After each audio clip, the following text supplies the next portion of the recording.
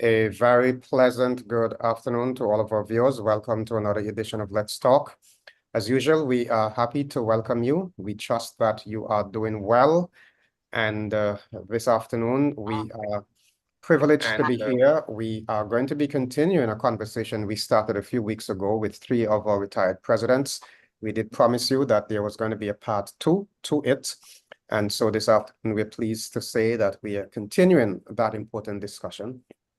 With me today is Pastor Silton Browne and Pastor Danforth Francis and Pastor Dr. Eugene Daniel. We are delighted to welcome these three gentlemen to Let's Talk. Gentlemen, good afternoon and welcome. Oh, good afternoon, sir. Good afternoon. Happy to be here with you. Okay, wonderful. We started a discussion, I believe it's about, 3 weeks or so ago, maybe more, when we were looking at some of the issues that came out of our interviews or individual interviews. We didn't get quite far, and so we did promise that we are going to finish that conversation. And I am delighted that you all are back today for us to have that discussion. Before we go into it, however, we would like to invite our viewers and listeners, those of you who are joining on Second Advent Radio, and those of you who are on our various social media platforms, we welcome you. We would like to invite you now to a word of prayer. Eternal Father and our God, please be with us as we go into another Let's Talk session. We pray for your wisdom and your guidance. Grant us understanding, be with our guests, and help that as they share their perspectives, that they will prove meaningful. Take full control and have your own way. In Jesus' name, amen. Amen. Amen. Well, I want to welcome you all back, gentlemen. It is a delight to have you on Let's Talk, always. I know that sometimes when we serve in church, in active ministry, and then we get retired, we sometimes, well, I'm speaking from what has been revealed to me because I'm not there yet, that I understand that sometimes it gets even busier than when you were involved in active ministry. So thank you for giving up your time. I know at least one of you was recently involved in being the, what was it? The coordinator for your crusade, Pastor Browne. Well, I was the assistant manager. Okay. So I have to say I am, because it ends today at 5 o'clock. Oh, okay. All right. Well, it's a good thing we finish at 4. Now we're going to get right into our discussion because time is against us. So let's go. On our last program back in May, so it has been today is June 22, so it's more than 4 weeks ago. But back in May, we began this discussion where we were looking at some of the concerns. I back then thought that the one session was going to be enough for us to deal with all of the sessions. And here I am today thinking that this session will be enough. We will see what happens. But we are continuing this discussion. And I would like to say it's an important discussion. It's important because the church exists in a climate that I want to think is unlike any other that any of you have experienced. We have come to very serious times. There are lots of people today who no longer care about going to church, no longer care about identifying with a particular denomination. There are lots of people who are saying that they're spiritual, they're not religious, and we hear these kinds of talks. So I think it is important for us to address important issues. Now, not only is the world largely secular, but Christianity is disappearing from some quarters. So as we discuss today, I trust that our viewers will gain meaningful insights into the challenges that we are here discussing. In our last discussion, we addressed issues relating to secularism, to discipleship and conservation. I want to begin this afternoon by discussing something that is closely linked to discipleship and conservation, and that is church attendance. Church attendance may have been an issue in the past, but since COVID, we have seen a significant increase in individuals staying at home. They claim that they are watching church, they are visiting, they tell you, oh, I went to church in X place or in Y place, or some people say, I went to 3 congregations today, but I never really left home. So I would like to ask you, gentlemen, before we get into the issue of attendance statistics and that kind of thing, why is it important that a person attends church? Well, shall- I think it is a biblical mandate. God says we should not forget the assembly of ourselves together. There's benefit in fellowship and coming together. There's benefit in develop Christian virtues together. We cannot learn to forgive if we don't have someone to offend us. We cannot learn compassion unless we are in a situation. That this is what the worship, the attendance of church gives possibilities to develop those virtues in a friendly context where it is not hostile, it is among your friends, and it gives greater opportunity for growth. So I think there is a lot of reason for attending church. I agree with Dr. Browne, who said that this is absolutely necessary to developing Christian virtues and to develop your Christianity. God did not want us to be hermits. Christianity is not a religion of to be a hermit. You're not by yourself. You are with others. So together is important. And when we get together, we are able to encourage and motivate one another. That's another aspect of it. Okay, thank you so much, Pastor Francis. Pastor Browne, Dr. Daniel, any of you want to add anything to what Pastor Francis has shared?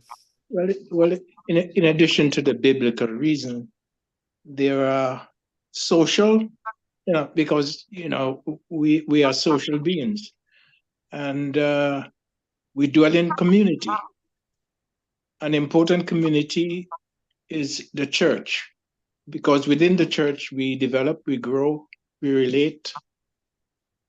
As a matter of fact, if you go back to the book of Acts and chapter 2, we receive quite a bit of instruction there, because the fellowshipping is an integral part of being human, and being Christian is the additional dimension to that.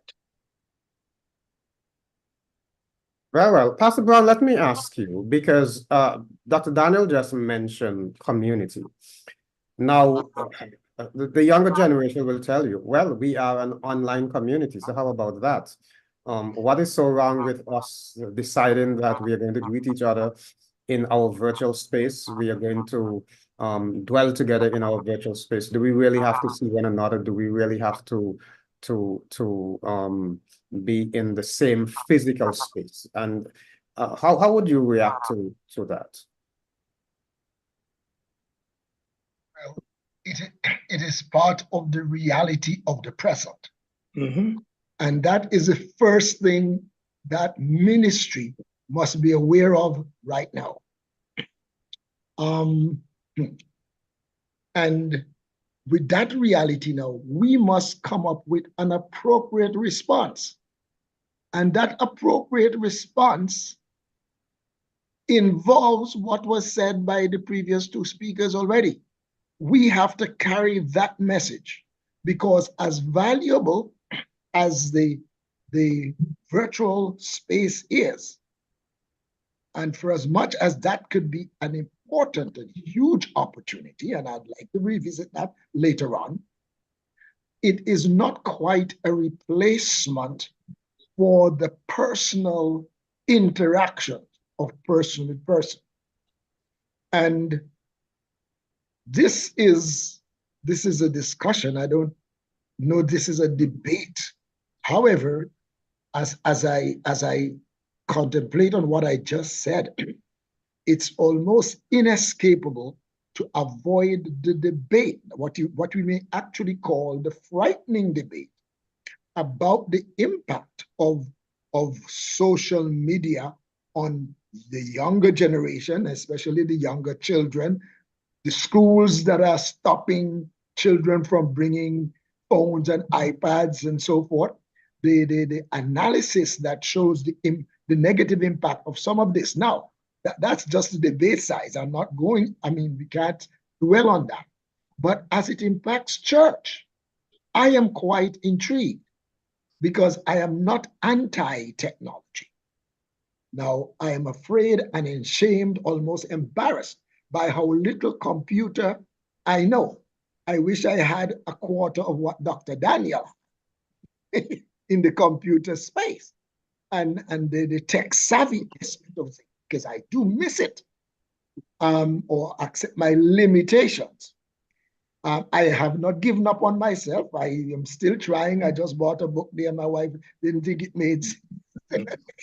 I just picked up a book on computer, something on code, because in other words, I have not given up hope, even at 75, that I might still learn a thing or two. But it is important for us to, while appreciating the value of that experience and that space and what can be done, that we do not let go of the value of interpersonal relationships, of connecting with people on the personal level. And my concern, now, in fact, as you referenced the COVID situation, COVID has taught us, and I hope ministry is learning out of that experience. Because in a way, the Seventh-day Adventist Church, I think, compared with many other denominations, was better off or out front because we had been experimenting with online services before an evangelistic crusade and so on via, the internet. Hence, lots of our churches were already equipped with the equipment to go virtual. That was a benefit. But with that benefit, and while we did well to a certain extent, something else happened in that space. While the feeble were getting better, even among us, those who were up front and out there were doing, well, let me not say exploiting the situation, but they were doing very well and much better than those who were not prepared. I recall in my own experience when I was taking lunch to somebody who, because of COVID, we no longer had them every Sabbath here at the house and so forth. And I was taking lunch to them while listening to a service in England. It was the day they were having a convention with the union president speaking. And I listened to that. And when the thing was finished, without me touching anything, doing anything, bam, on came the pastor from Oakwood Church. He's now the president. Bird. Pastor Bird. Pastor Bird, exactly. He was there. Now, and that was a lesson to me because I didn't touch anything. It just went from one to the other. Again, the impact of artificial intelligence and some of these things. But one of the things I realized after he left, now Snell is there. And I have been amazed at the impact Snell has made, Pastor Snell, pastor of Oakwood College. I am amazed at the impact he has made so widely. So many people have been listening and following him. And I am saying that widely, not just from hearing from others, but I have gone on the chat a couple of times and I've seen people from St. Martin, people from Stacia on that chat, and some of them are very active. In fact, I called, I'll dare to mention it if she's listening to this program, she could say, I can't imagine Pastor Browne calling me. I actually gave Dr. Hunt a call and teased her about how active she was on this program, with Dr. Snell and so forth. Another one in Stacia and so on, names that I knew and, I've been familiar with. And so I see in this a huge opportunity. What that did, it created an opportunity, but it also creates a danger for any slothful pastor. If you're not looking to see the opportunity and looking to engage it and engage your young people or engage your tech savvy people in using this as an arm of ministry, not to replace the personal touch, which is very important and which is in line with Ministry of Healing, page 143. Christ's method. Mingling with people, then showing sympathy, ministering to their needs, and then as they sense that you are interested in them, then he is able to say, come follow me. That there's no replacement for that. No replacement, period. And what we need is a combination of that as the anchor for how we do business. Then be relevant, utilizing the technology to help you to execute that same 143 of ministry. I'll stop Well, there. but let me pick it up. Go ahead, Dr. Daniel. Go ahead. I was going to pick up on something that was said because I speak to my children often, and I ask the same questions that you are asking today. And in terms of their response, they indicated to me certain things about the church and to its relevancy, whether or not the physical building has some limitations, has its limitation. Attending in person has benefits, and at the same time, they're looking on because boomers have one perspective, Generation X and Y have another perspective. Mm-hmm. They suggest that the church needs to be, in terms whether or not we are online or we are in person, we can be, the interface needs to be there. That even though they are distant, the church can come up with programs, plans that would make the interface necessary, persons relating to persons. Even though we are online, we ought to be able to respond, That's right. interact with each other. The other thing they said is that we need to, at this point, reimagine what church is like. Uh-huh. Because even though we are online, we just transferred what was occurring within the building to the online program, and they suggest that's insufficient. In terms of the real needs that people are experiencing, we need to address that and not to simply carry on the old church program that we are accustomed, even though we are online. So these are some of the things that can be considered as we move along. Well, it's an interesting discussion, and I want two elements I want for us to address rather very quickly. I want to first talk about what I am choosing to term the convenience of worship. Some individuals have indicated that if I do church online, I don't have to drive. I don't have to deal with traffic. I don't have to hustle to leave home a certain time. And I also have the privilege of choosing to tune out if the church is boring. So without much of a fuss, if I'm in St. Croix and I go to Christian Stead and I don't like what is happening there and I want another church, I have to get in my vehicle and drive maybe to Hope or to Central or Peter's Rest or Faith. But if I'm online, I just switch. It's seamless. So there is the element of convenience. Of course.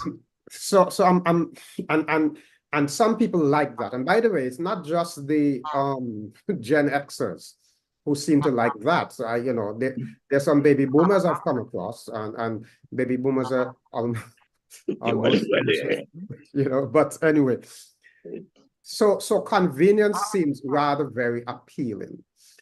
And at the same time, so let me throw the other thing in as well. At the same time, I'm wondering if we have not facilitated the challenge, because during COVID, we noticed that while, as Pastor Browne mentioned, that we were, or was it Pastor Browne? I think we were online in many respects. We were streaming, not to the extent that we did during COVID, but when COVID came, when everybody began to go online, what I have observed is that in many instances, there was rehearsal, there was this matter of being professional, and people who went online, they got very high quality services. That's true. Sometimes what happens in our congregations is really, sadly, very mediocre. And maybe people are reacting to that. So have we contributed to what is happening? There's no doubt that attendance has been affected. Whatever you want to call attendance, physical attendance or otherwise, but that is a challenge. I don't know if you can react to what I've just said. Well, as far as I consider it, the trend was there before COVID. COVID simply accelerated what we are experiencing right now. And for that reason, maybe we have to create, well, as a matter of fact, let me say this, because it was raised with me some time ago. Many of the churches that are streaming their programs should not be streaming. Thank you. Somebody else believes so, go ahead.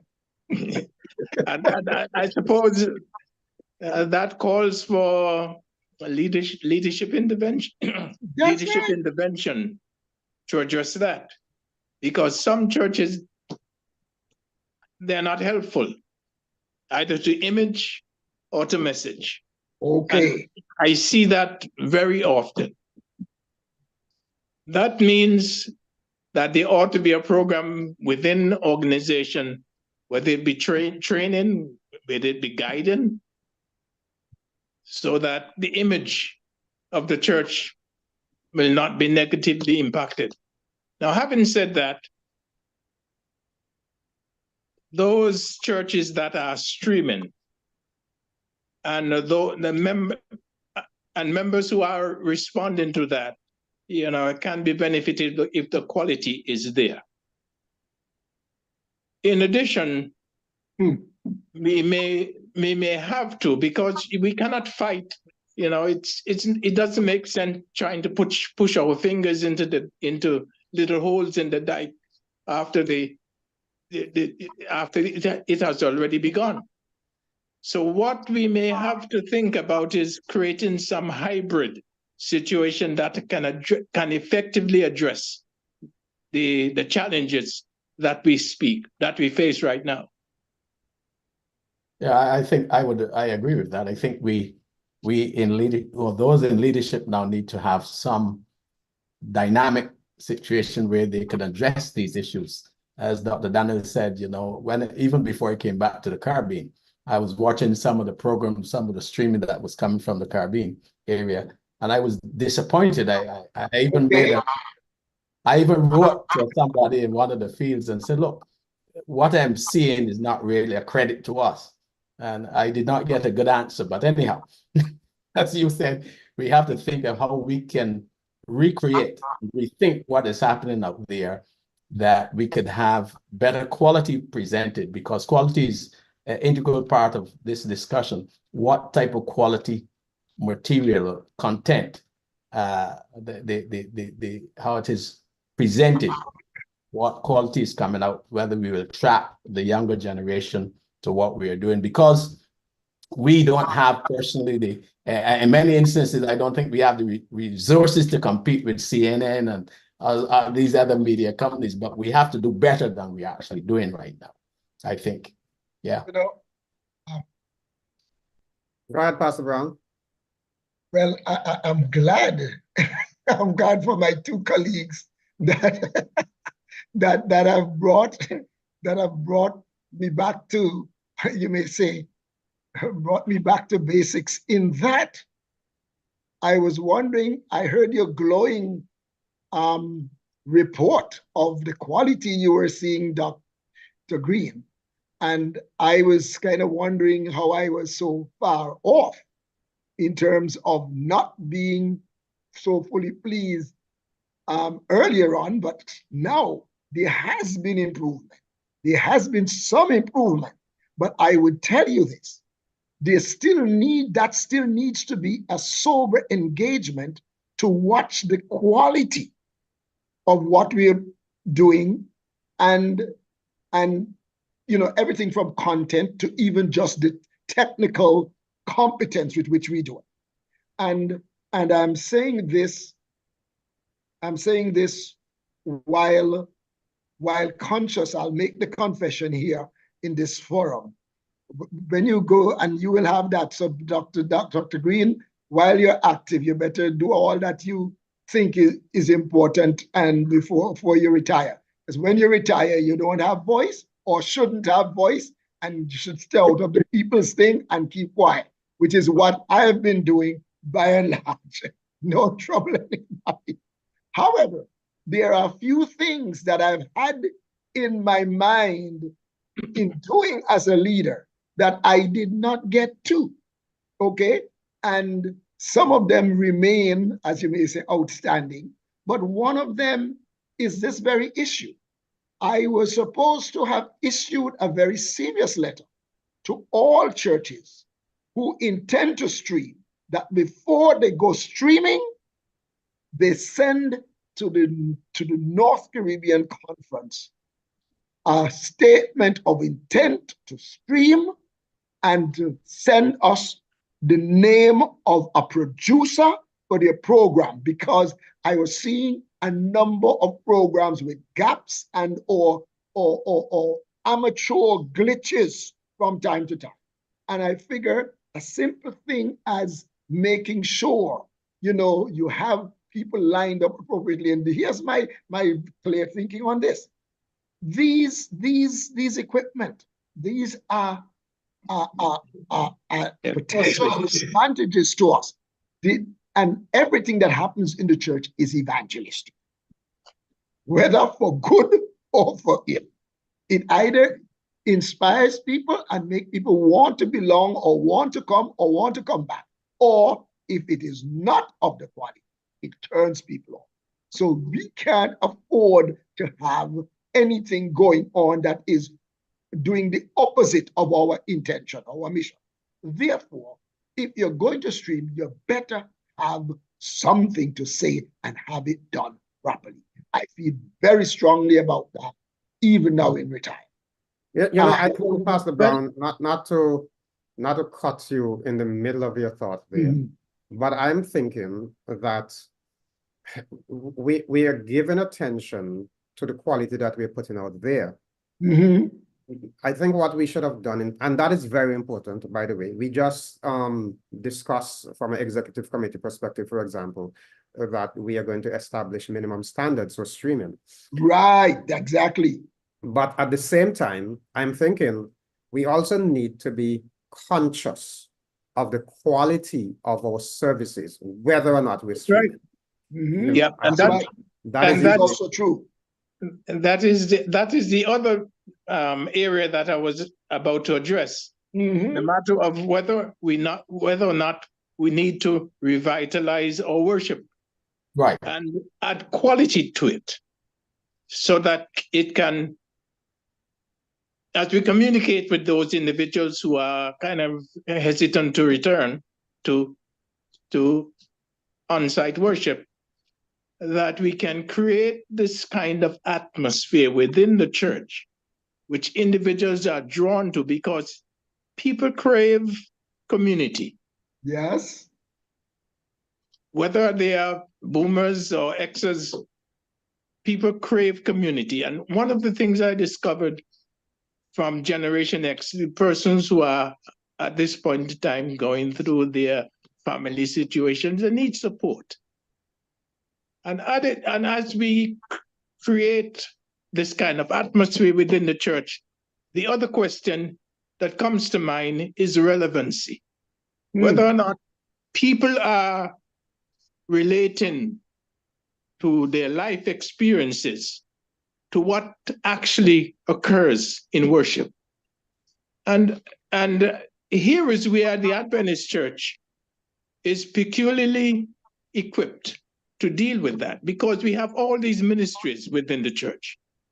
Exactly. And if they properly function, family life, look, all the issues out there, if the church is actually reimagined, that family life now deals with all the critical issues of life, we can bring people together. Financing. We have a stewardship department that if we reimagine what stewardship can do, it addresses all of the financial issues that families and communities face. And that's what I'm talking about when we address the matter of reimagining what the church is like. Correct. It's an important discussion. I suppose we have to think that maybe thinking is not the right word, but accept a certain reality that says that our world is changing, and the extent to which we are willing to adjust to those changes. They say that in cultural anthropology, we see the wiggle room of cultural change. We may be experiencing somewhat of a seismic shift nowadays, because the change is so fast and so different. This whole social media, artificial intelligence thing. Pastor Browne, I still remember when you were president, and you shared a story of how uncomfortable you were reading your Bible from your cell phone. I don't know if you remember that experience, because back then, having a cell phone in the pulpit was considered sacrilegious. And when we think that this was just the other day, nowadays, I mean, it's commonplace. Nobody bothers anymore to worry about, going to pick up a hard copy of the Sabbath School Quarterly. It's all there, all online, Bible, hymnal, everything online.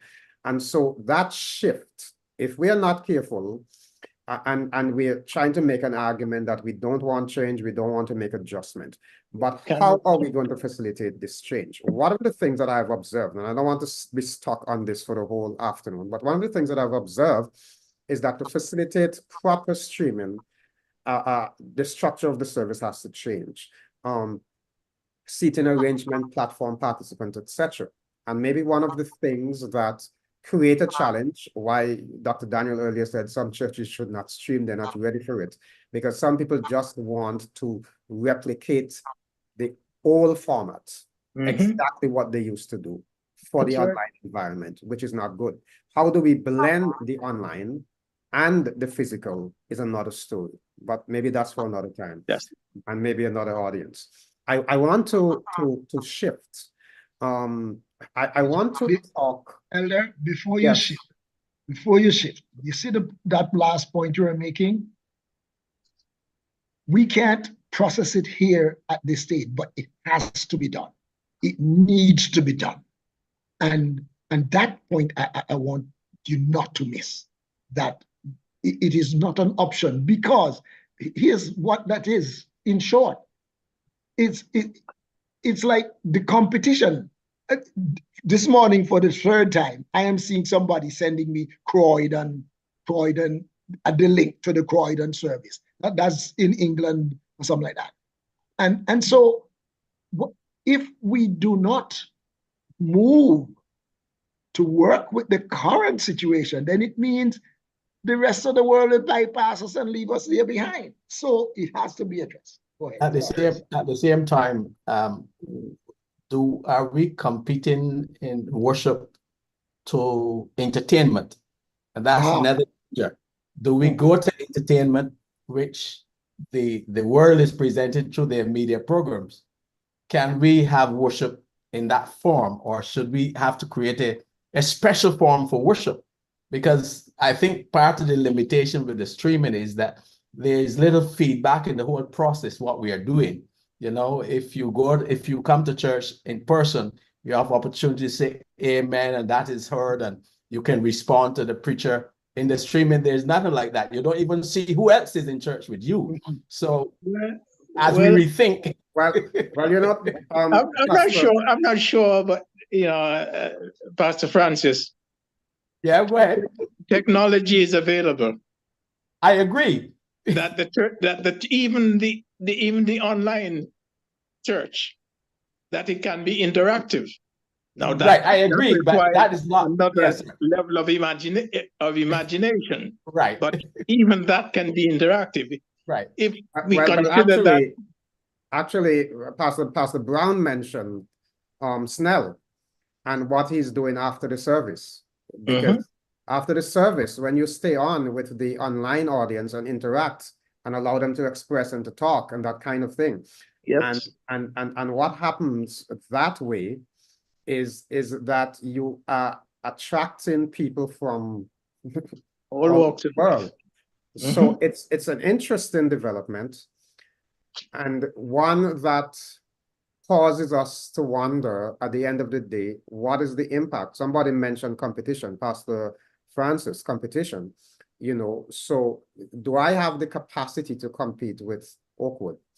You know, in my church, maybe 150 members, you know, and if Snell is doing this and he's attracting people, and some persons may be tempted not to come out to my church because they want to be there to hear Snell and to be able to interact with him afterwards.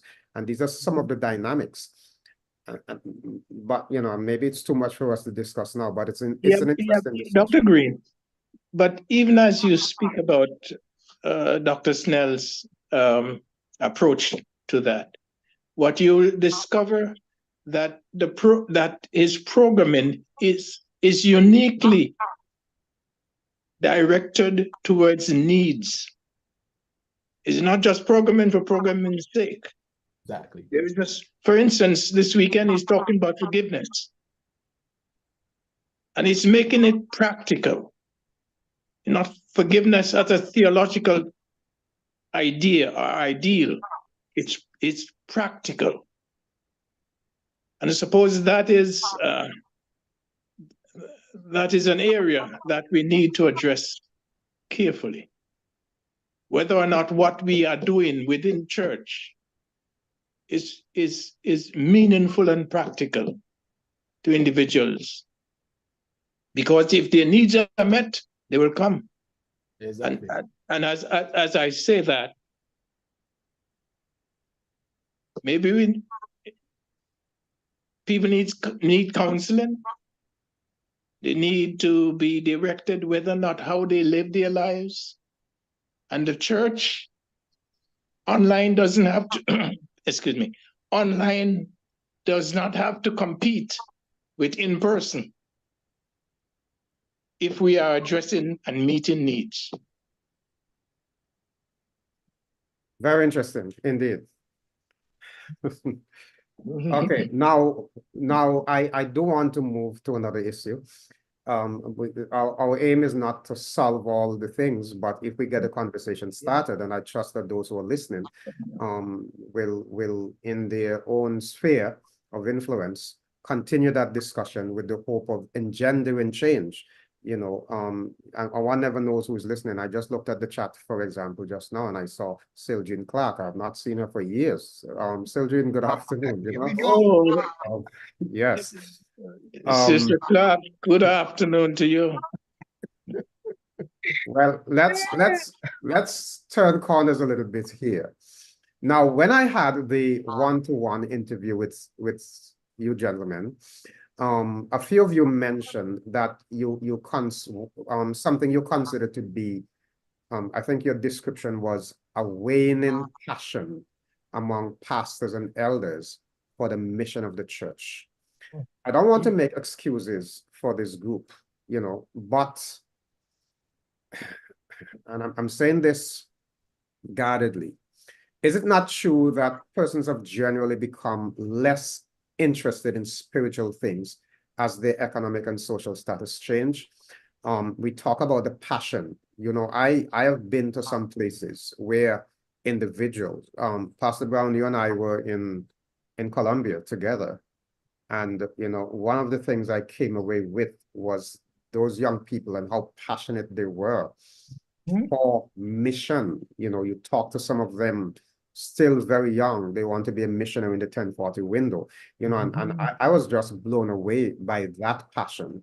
Now, as people become more affluent and their economic situation changes, I may be wrong, but my observation is that that passion tends to wane. That fervor, that the need to depend on God.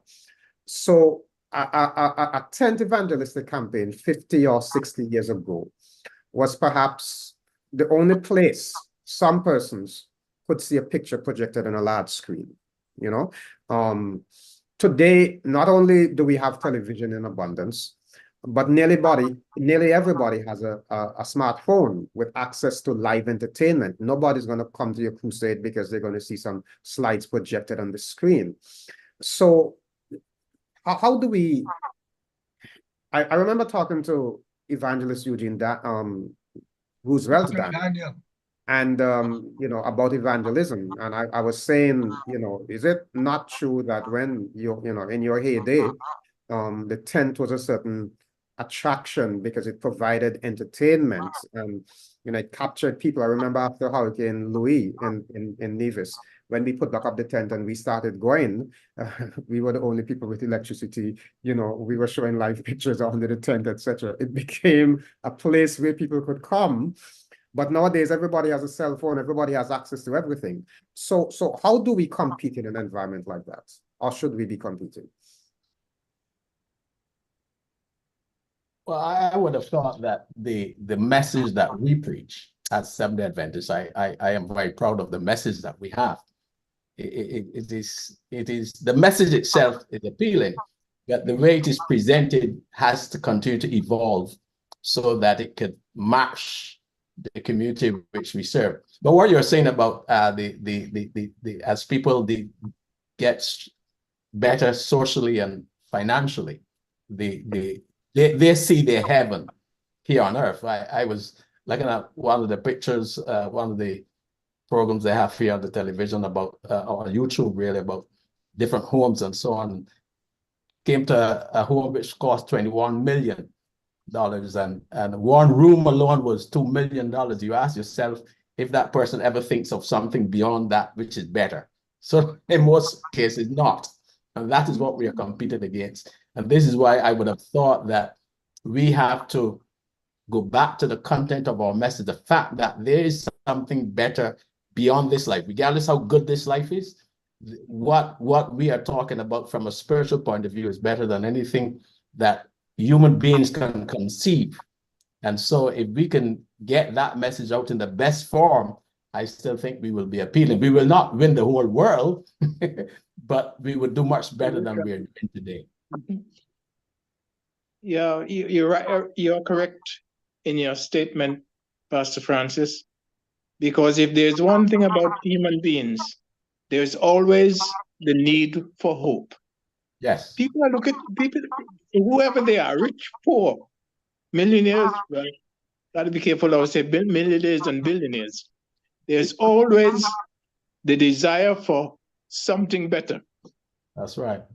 Matters not how rich they are. Mm-hmm. We have the opportunity to provide something better, as Ellen White says, that the watchword of all true education and religion too is the craving, the desire for something better. And if we frame, again, I come back to that term of reframing. If we reframe the whole process of evangelism as providing something better.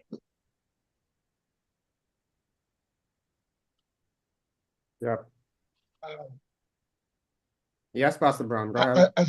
As I look at my church, I am very clear that we do a fantastic job of presenting the word.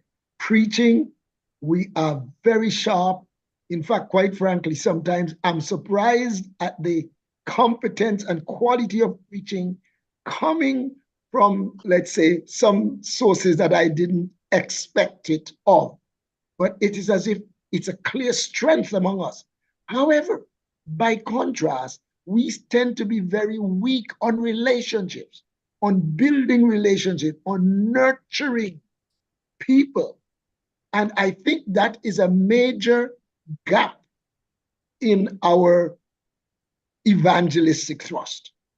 And so I think we need to intentionally craft a way to mingle intentionally, not haphazardly, mingle intentionally with a purpose so that we can, impact people as reasonable and as normal and as having their interest enough as heart, so that when we are ready to zoom in on the issue of bringing them to church, they can see us as authentic and relevant. I think there's just too much of us, let's say, trying to reap, constantly reaping where we have not sowed, where we have not done the planting and nurturing of people, but we're reaping. And I am seeing a lot of powerful, great preaching style and with all the equipment and whatever, but the results are not coming because people aren't there to listen, or they come and they visit. They give you a visit, the most too, as a social sort of obligation, but not really going after searching for the word. That has to be built. I think I also think- to that. Go ahead. I was going to say, I think perhaps we need to look at our theology of socializing.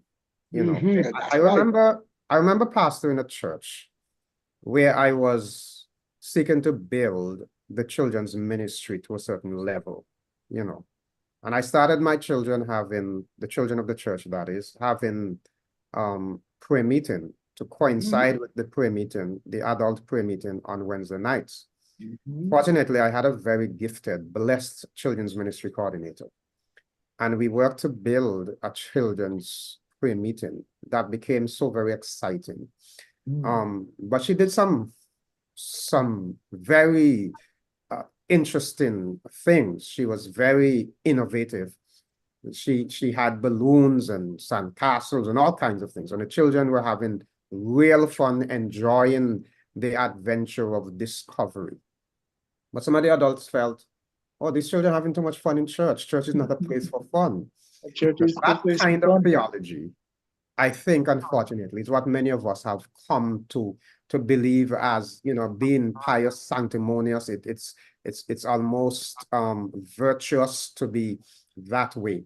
And if we tend not to emphasize the relational dynamic that you're talking about, Pastor Browne.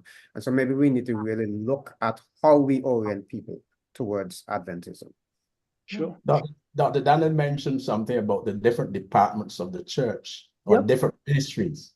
And I think we have for too long approached evangelism from a one department dynamic rather than an integrated dynamic where everybody is working. So, the evangelist may not mingle to the extent that you may think he should mingle as a person, but other departments could help in creating the atmosphere in which he will preach in to have, or she will preach in to have greater results. Because as a group, we have mingled. As a group, we have touched people's lives in a number of areas, in music, in games, in sports, and business, all of that, in health. Then the more points that we have, that we attract these individuals, the closer they will be bound to the church when they accept Jesus Christ. But that is not happening. And it is something that I think we should relook and see how we could implement it. Now, gentlemen, we have 5 minutes. And I do want to ask two more questions. I don't know if we will get time, but you, Troy? Right. yes, let's try. So let me go with this one.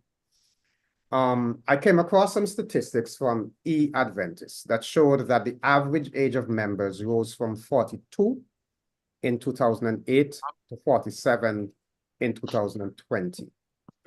Back in 2016, David Trim commented that we have a huge challenge in the US to reach and retain young people. However, survey data from Pew and other credible opinion pollsters overwhelmingly show that young Americans are not becoming atheistic. They are rejecting organized churches and religions. I suppose when we add the COVID dynamic and the aftermath, that even adds to it. So while we have a challenge in making young people interested, perhaps it's not so much in Christ, but rather in the Seventh Adventist Church. How should we respond to something like this? This is a challenge. How do we respond to it? Dr. Greene, I looked at that statistic and I came away from it with a different understanding as to Dr. Trim's. One, Adventists live longer than the other populations, which we think. So whilst the average, whilst the average age has increased, is it due to the factors that we are discussing here? I beg to differ.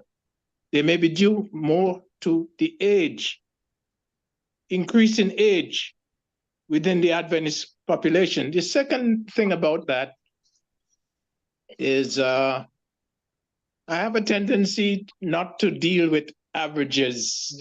That's the mean.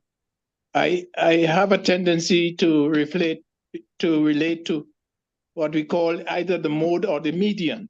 And if you look at this statistic, you will discover that the median is 38 and not 4, and the median is 38 against the average or mean of 42. So we have a different understanding as to what the population is really like. If the median, pardon me, is 38, it tells us that we have a young population, that the population is not as old as we say it is. And secondly is the matter of the number of children. Now, families are getting smaller and smaller and smaller, which means exactly that we have less and less on the other end. So rather than, my advice to my church is, rather than looking at that as a crisis, we have to buckle down and deal with the reality is that we have small families. And if we have small families, how do we program to address that? Very, very interesting perspective. You know, I was going to say that from a mathematical perspective, I enjoy that response. But you know, these are realities, and this is one of the things that I like these discussions about, you know, the different perspectives that we have. Yes. Now, I almost want to ask another question here because of time. So Try. if we take Dr. Daniel's responses as taking care of that one, I want to ask a different question. We don't have much time, but I still am going to ask it. Otherwise, you're going to have to come back. So let me I was sitting, I believe it was in St. Croix, Pastor Browne. Earlier this year, I had a family life revival in St. Croix, and one Sabbath we were at lunch. I think you were there, Pastor Josiah, yourself, and we were by the Riveras, is it? I think. Yeah, Raveria, Herman Yes. Raveria. And I was in fact getting ready to go to my Let's Talk program when I overheard a conversation. So I had moved from the table, but I overheard a conversation with Pastor Josiah and others of you who were there. And I remember him saying, you know, he was concerned about the racial challenge in the church, right, in some quarters. Now, here is my question. And I hope Second Advent personnel, I mean, my technician will grace me with a few extra minutes just for us to finish this question. Next year is General Conference session. What are your, when I was doing my doctoral program, one of my guest presenters was Dr. Monty Salin. All of you know Monty Salin, right? Yes, I know him, yes. Monty Salin wrote an article, and he reminded us a few years before. So I finished my doctoral studies quite a while now. So that would have been, I believe he wrote this article somewhere in 2010, prior to the 2010 General Conference session. And in that article, he was saying he felt it was time for the World Church to have a person of color as the next president. Next year's General Conference session, what are your thoughts on a person of color becoming president? Well, we could have had we could have had a person of color in 1990. As a matter of fact, Elder Browne was already nominated. He had on the committee. I'm trying to go back now to the article from Spectrum, August 1990. The committee comprised of what, 200 and some persons.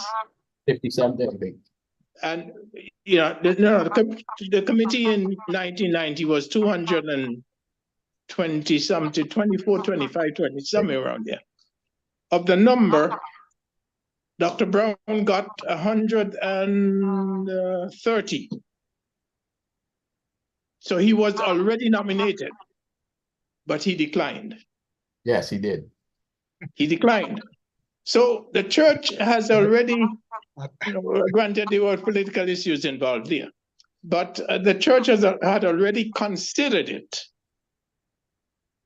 So the matter of, or that's when Elder Falkenberg became president. Now that didn't work out too well, but that's when he became president. Now, so what I'm saying is that the church, there is the possibility within the church. And for me, inevitable as well. Yes. Now the question comes, what kind of person are we going to put? It's not about just color for color's sake, diversity for diversity's sake. That's because right. I believe that at that time in 1990, Dr. Browne was the right person for the right time. He had other issues. But most of all, he was saying that the person who is leader must be able to ask and answer those issues that are most important to an organization. So if that happens, be he Asian, African, whatever, then that's the right person. We support Dr. Daniel's answer. Yes, yes, quite frankly. And I see it as inevitable in that we're now 20+ million people, and we have only 1 million in North America. You know, so much of the church is elsewhere and mixed that some kind of mixture in leadership is overdue.